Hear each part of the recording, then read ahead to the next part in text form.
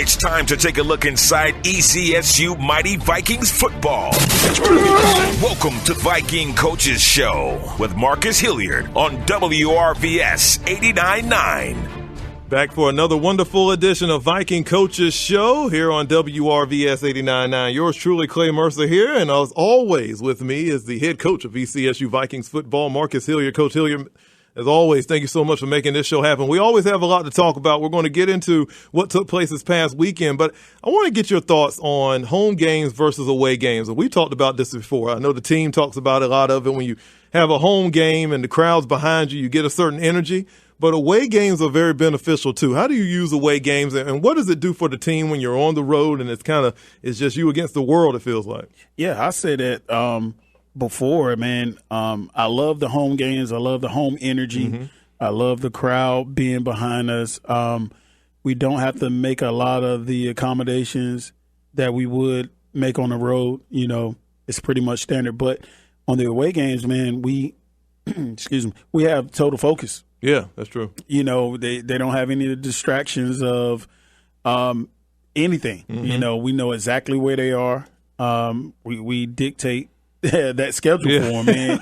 And so it's a give and take, man. Yeah. If I could have the home crowd and the home everything on the away, when we go away, man, it would be wonderful, man, and still be able to dictate that schedule for them. Yeah. So it's a gift and a curse, I guess you could say. You brought up their diet, and like you said, when they're home, you never know what they're eating. They might go eat some fast food. They might eat in the calf. But on the road, you're able to kind of dictate what they eat. How important is that to make sure they have the fuel they need to go out there on the field to do what they do? Yeah, you said it, man. To have that fuel and to be eating those things that propel you to do well in the game is extremely important. And I think we control that when we're on the road. Mm-hmm. You know, we dictate exactly what they eat because, you know, our guys, they'll go to cookout. They say probably their favorite thing is open late. They're college students, man. True. So it's still something that they want to do. But, you know, on the road, we make sure we're getting them meals and things they need to, you know, help them have a great game. Yeah. And you know, doing those things, man, I think helps us tremendously. When it comes to on the road, there's not too many long games that you have other than what you had this past Saturday, making that trip to Pennsylvania against a Lincoln team, came in 3-3 at the 500 mark. ECSU has had troubles when we've traveled up to Pennsylvania, even games that in the past we feel like we're going to win, and then you go there, and it's just something about that location. We've lost the last two on the road in the series at Lincoln. What is it? What makes that facility and that stadium and that field and that crowd just so difficult to play against? It's hard to explain. I mean, you know, one, it was their homecoming as well, too. So that's an added factor.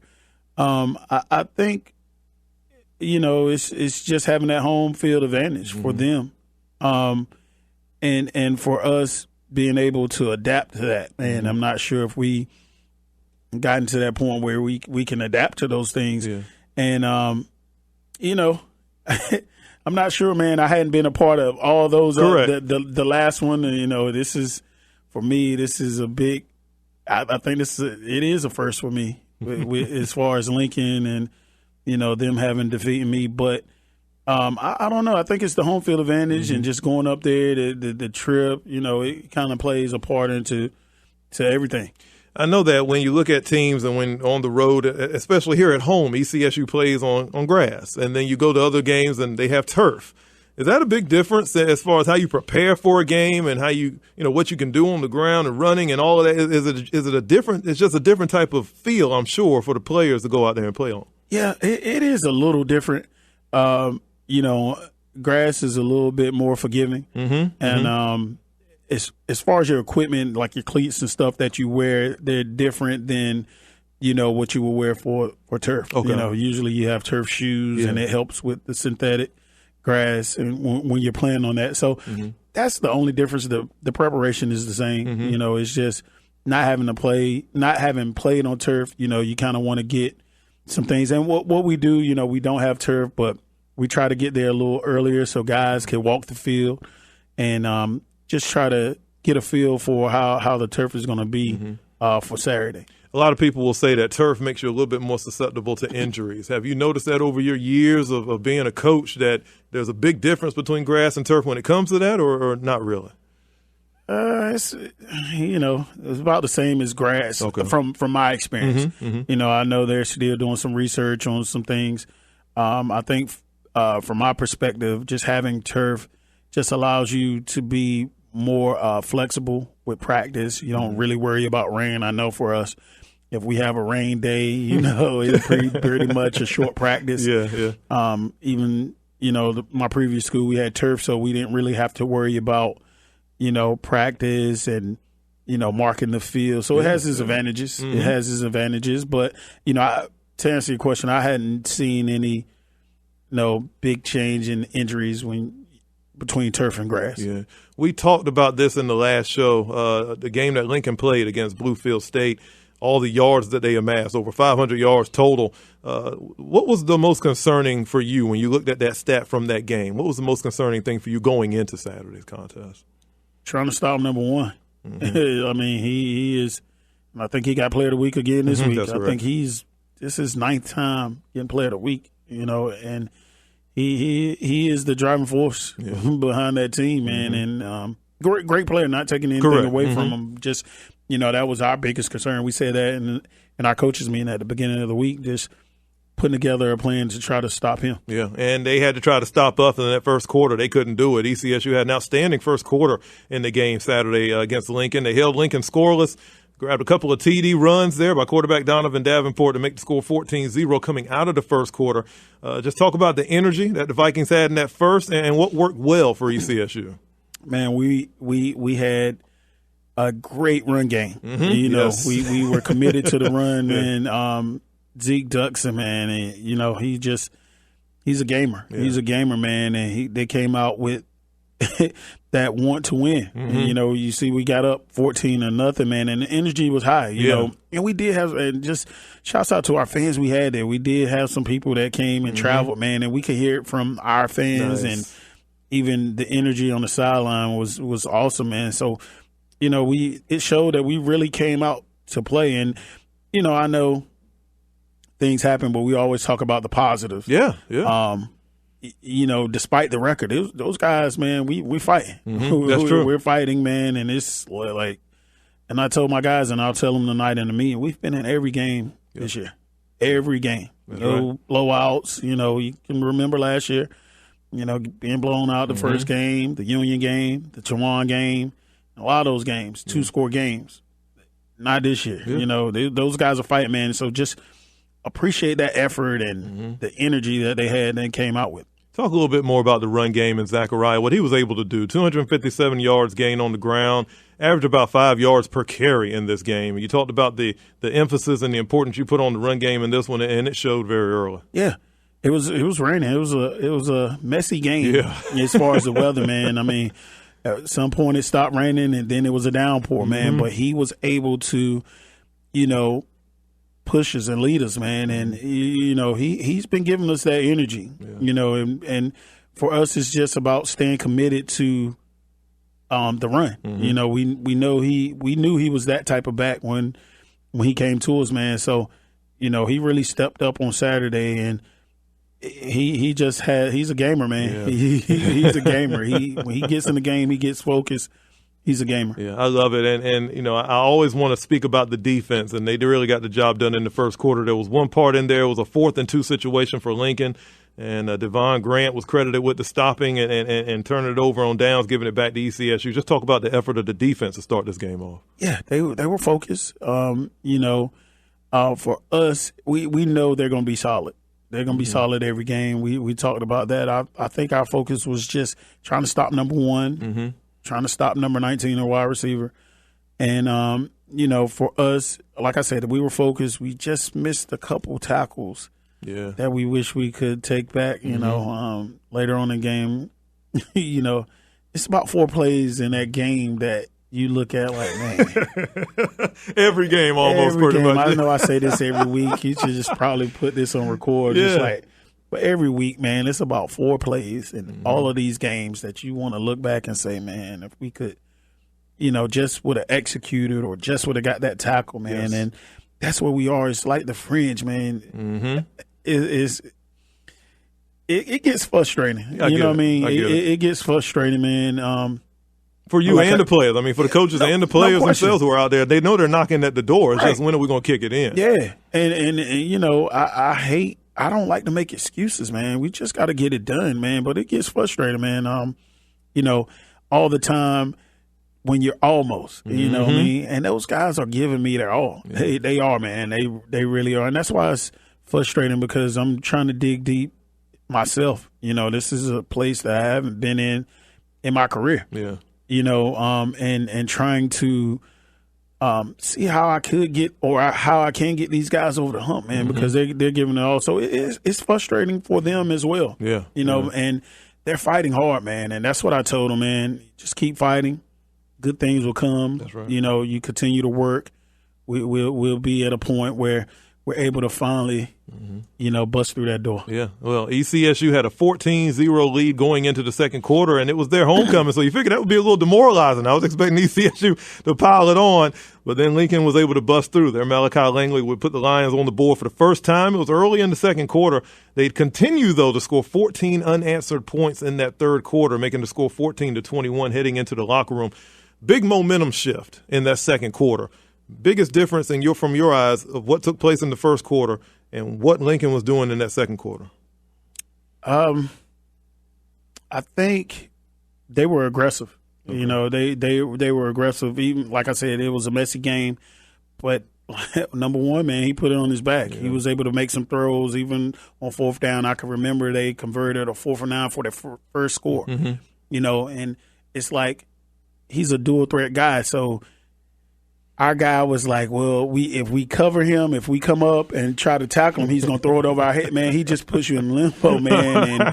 And, you know, for us, I just think I'm not going to say we let our foot off the gas, but we just kind of got relaxed. I think we kind of got relaxed, and we thought 14, you know, they're looking at it like, oh, Lincoln's going to fold, but they didn't. And we kind of let off the gas, so to speak, man. So I think that was the biggest difference from the first quarter. The energy wasn't the same as going into the second quarter, and we allowed them to get a couple big first downs.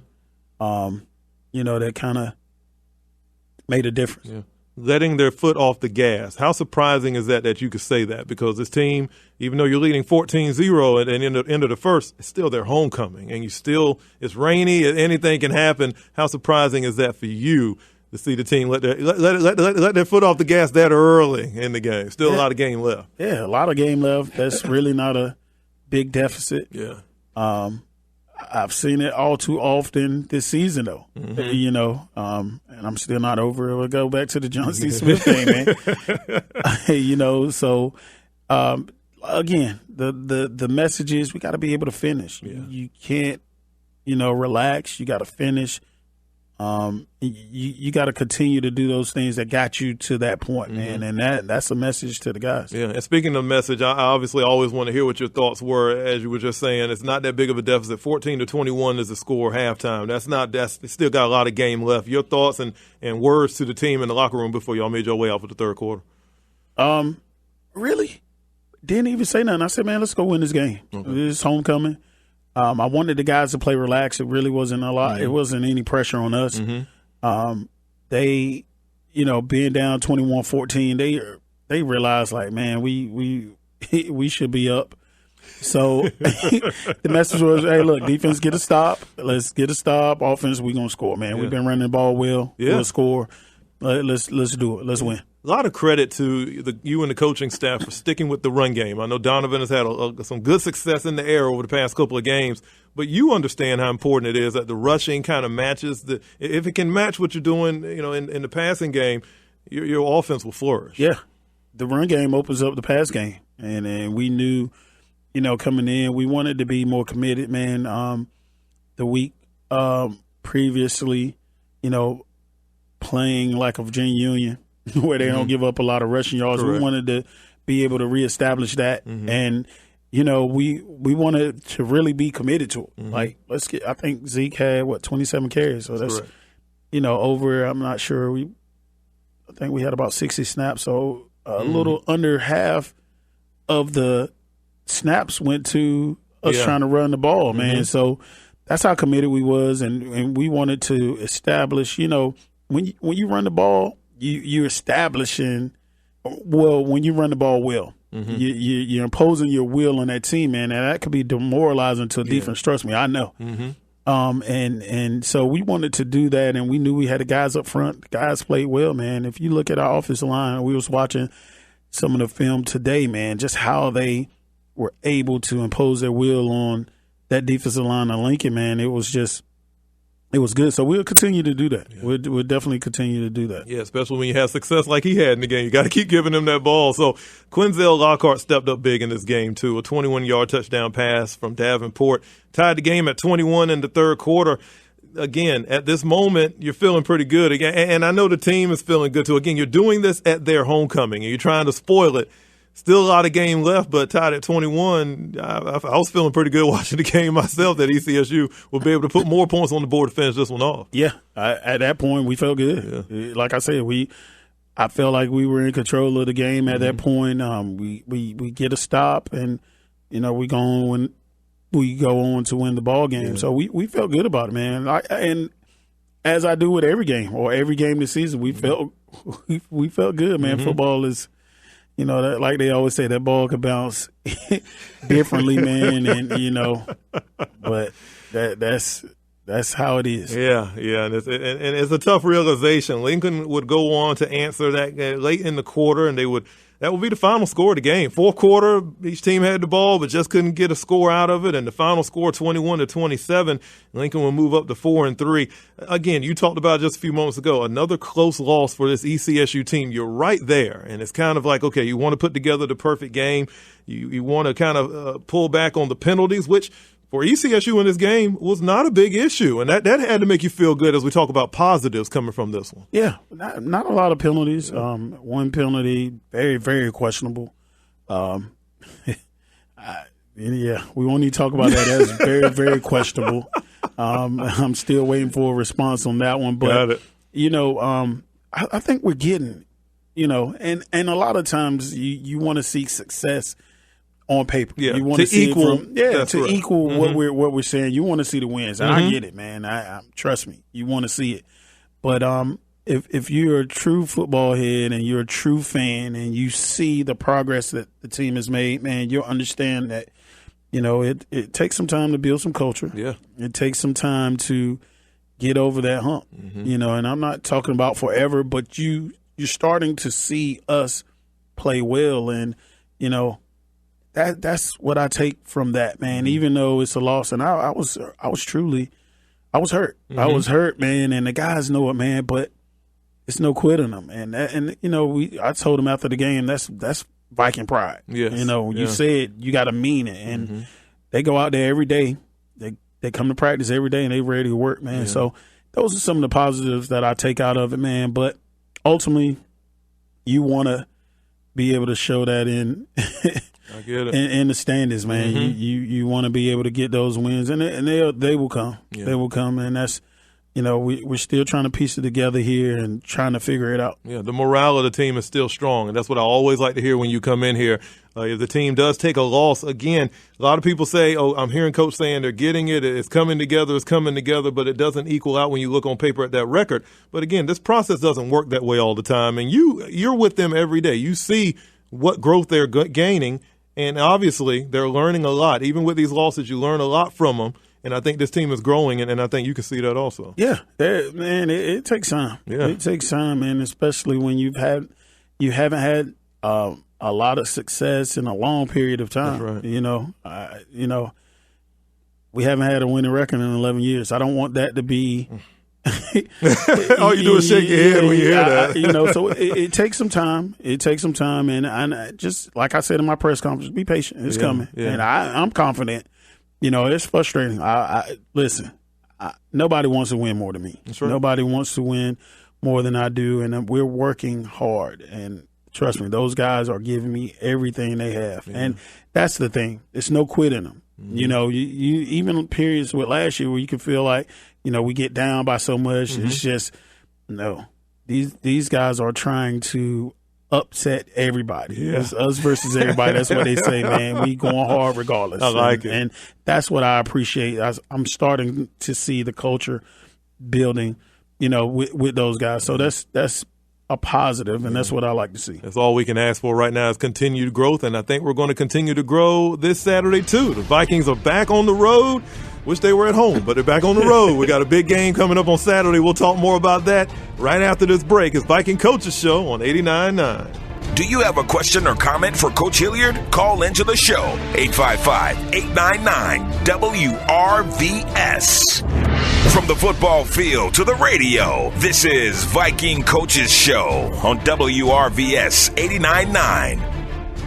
The mighty Vikings stay on the road this Saturday as they make their way up to Virginia State, and that's a big game, obviously. We always talk about making big statement wins, and this is another opportunity for ECSU to match up with a team that hasn't dropped a game all season long. 7-0, undefeated. We know what Virginia State brings to the table. They're very talented. Everybody knows this. In fact, their first win, obviously, was against a D1 school, so we know that they have the talent. But that don't mean ECSU can't go in there and spoil whatever expectations people have. Coach, talk a little bit about what you've seen from Virginia State and what we can expect from them heading into this game on Saturday. Yeah, Virginia State, a very well-coached team, very balanced, both offensively and defensively. They got some studs, man. I think just watching the film, they probably have the best offensive line we've seen this year. Mm-hmm. So it's no question why they're 7-0, and their running back, he's up there in the conference, with the top guys, and they just got some weapons, man. So it'll be a battle. Yeah, this is a great opportunity again for the Vikings, and I think our players love opportunities like this because they can make a big statement. Yeah, like the guys told me, it's us versus everybody, man. We here to upset everybody, and, we're not gonna back down. Yeah. They better bring their game. Mm-hmm. I know they're 7-0, but that don't mean nothing to us. Correct. We don't care. we gonna come ready to go, ready to roll. That's so right. They just got to bring it, and I'm confident in that. And they know that even last year we battled them, but yeah. Hopefully they're ready because we will be. I know we will be, and we'll be preparing for that all week long. It'll be the Breast Cancer Awareness and Community Day over at Rogers Stadium. Kickoff of this one is set for 2 p.m. this Saturday up at Virginia State. And, of course, you can check out all the action on the CIAA Sports Network. Coach, I want to give you a little bit of time. Talk to the Viking alum, talk to the Viking fans.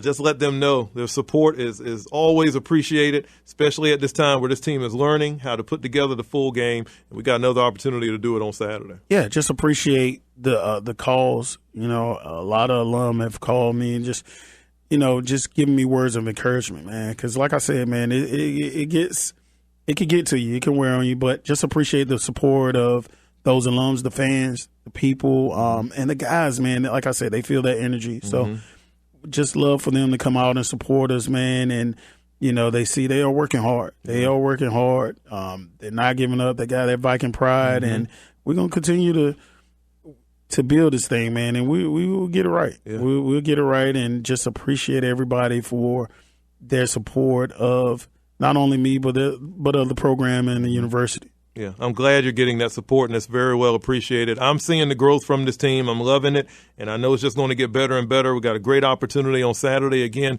Virginia State kickoff set for 2 over at Rogers Stadium. If you want to take that trip, of course, the Vikings would love to have you there. You can get more details about how you can make that trip online at ECSUVikings.com. And listeners, don't forget, if you missed any parts of today's show, you want to catch up on past shows, just go to our YouTube channel as well as our Facebook page and listen anytime. Coach, thank you so much for making this show happen. Thank you for everything you've done for the student athletes, the alumni, the fan base. It's only going to get better and better. Good luck to you this Saturday, and we'll catch up with you again on Monday. Appreciate you, brother.